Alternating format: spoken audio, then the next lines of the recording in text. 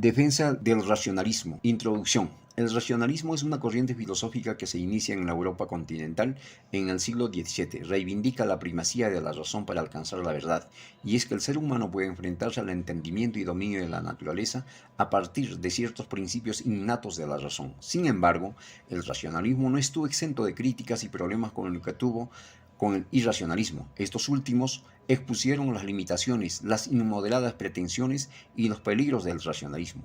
Además, catalogaron a los racionalistas como pobres de espíritu que no captaban los más profundos problemas del destino humano y de su filosofía. Por nuestra parte, tenemos toda la libertad de elegir entre una forma crítica del racionalismo, una que admite francamente su origen en una decisión irracional y que en esa medida admita cierta propiedad del racionalismo.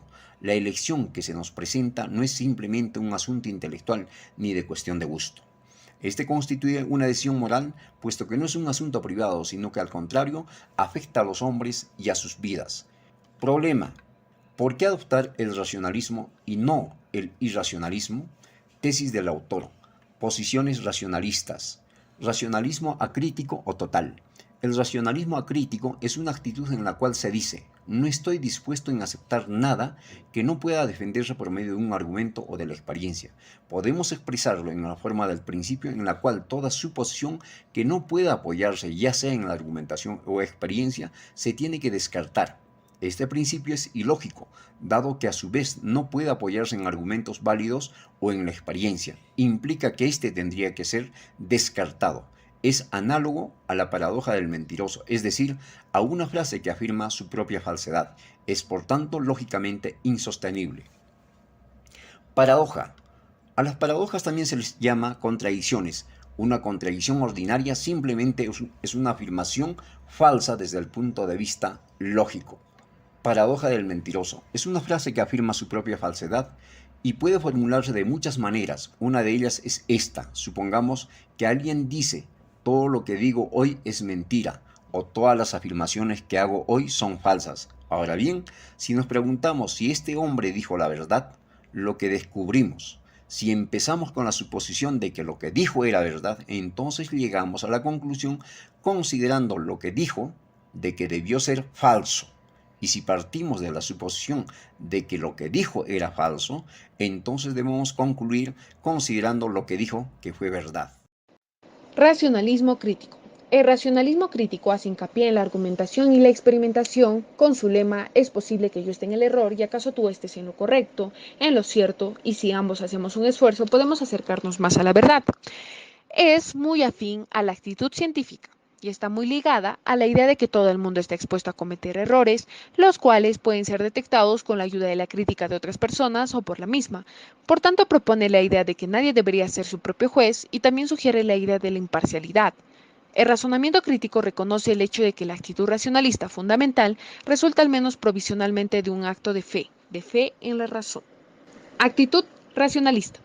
La actitud racionalista se caracteriza por la importancia que atribuye al argumento, discusión y la experiencia, pero ni la argumentación lógica ni la experiencia pueden establecer la actitud racionalista, pues solo quienes estén dispuestos a considerar la argumentación o la experiencia y que por tanto ya hayan adoptado la actitud, serán convencidos por la argumentación y por la experimentación. Hemos de concluir que ningún argumento racional tendrá un efecto racional en un hombre que no desea adoptar esta actitud. Por consiguiente, un racionalismo total o acrítico es insostenible. Irracionalismo. ¿Por qué no adoptar el irracionalismo? Aunque el irracionalismo es lógicamente superior al racionalismo acrítico, esta no es razón suficiente para que adoptemos el irracionalismo. La elección que se nos presenta no es simplemente un asunto intelectual ni cuestión de gusto.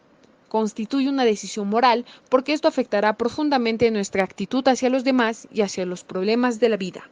Consecuencias del irracionalismo y el racionalismo.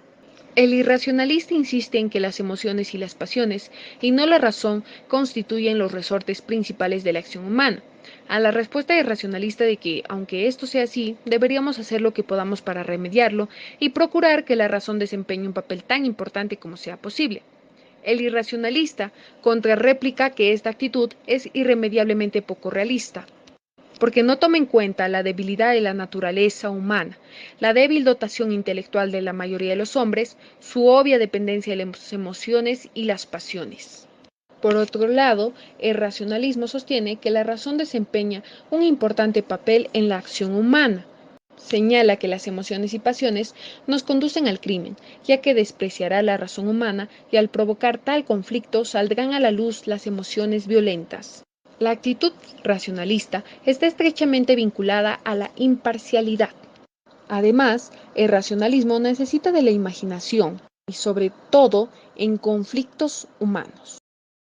Decisión moral. El racionalismo está estrechamente vinculado a la creencia en la unidad de la humanidad. En cambio, el irracionalismo, que no está obligado a seguir ninguna regla de congruencia, puede combinarse con cualquier clase de creencia, incluso en la fraternidad de todos los hombres, pero el hecho de que pueda combinarse fácilmente con una creencia muy diferente, y especialmente en el hecho de que se presta fácilmente a apoyar la romántica creencia en la existencia de un cuerpo social elegido, en la división de los hombres líderes y dirigidos, demuestra claramente que hay una decisión moral implícita entre la elección del racionalismo e irracionalismo. Para ilustrar este punto, citaremos un pasaje de Saint Juan, Santa Juana, de Shaw. El que habla es el capellán. Él ha pedido reiteradamente la muerte de Juana, pero cuando la ve en la hoguera se derrumba su ánimo y dice: yo no quería hacerle ningún daño, yo no sabía cómo sería esto, no sabía lo que estaba haciendo. Si lo hubiera sabido, la habría arrancado de las manos de ellos.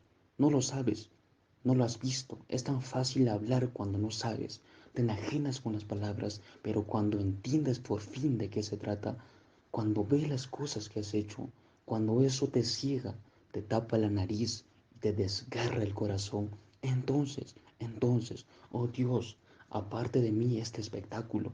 En la pieza de Shao hay, por supuesto, otros personajes que sabían exactamente lo que estaban haciendo y, no obstante, decidieron hacerlo y después no lo lamentaron. Se demuestra que el análisis racional de las consecuencias de una decisión no convierte en racional esa decisión.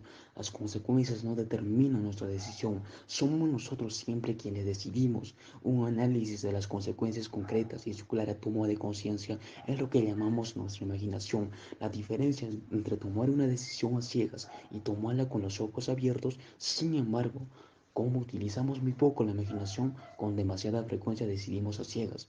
El análisis racional imaginativo de las consecuencias de una teoría moral presenta cierta analogía con el método científico. En el método científico, nuestra decisión depende de los resultados de la experimentación. Si estos confirman la teoría, podemos aceptar hasta que descubramos otra mejor. Si la contradicen, la rechazamos. Sin embargo, en una teoría moral solo podemos confrontar sus consecuencias a través de nuestra conciencia, y aunque el veredicto de la experimentación no puede depender de nosotros, el veredicto de nuestra conciencia sí. Conclusiones. El racionalismo está estrechamente vinculado a la exigencia política de emprender una ingeniería social práctica, es decir, una ingeniería de paso a paso.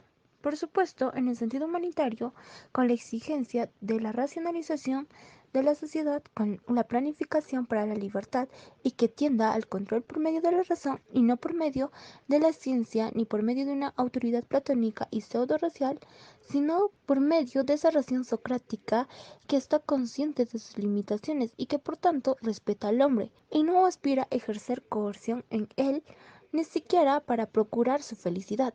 La adopción del racionalismo implica además que existe un medio de comunicación, como un lenguaje de razón común, que establece una especie de obligación moral respecto al lenguaje, la obligación de conservar normas de claridad y de empleo, de tal modo que retenga su función en vehículo como argumentación.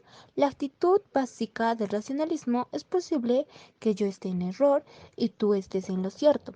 Exige ponerse en práctica y especialmente cuando están por medio de conflictos humanos, un verdadero esfuerzo de nuestra imaginación, aunque a veces las emociones de amor y compasión puedan suscitar un esfuerzo similar al de la imaginación. Es humanamente imposible amar a un gran número de personas o sufrir con ellas. Podemos amar a la humanidad solo en ciertos individuos concretos, pero utilizando el pensamiento y la imaginación podemos ayudar. Tomando todas estas consideraciones, podemos encontrar un nexo entre el racionalismo y el humanitarismo, el cual es muy fuerte.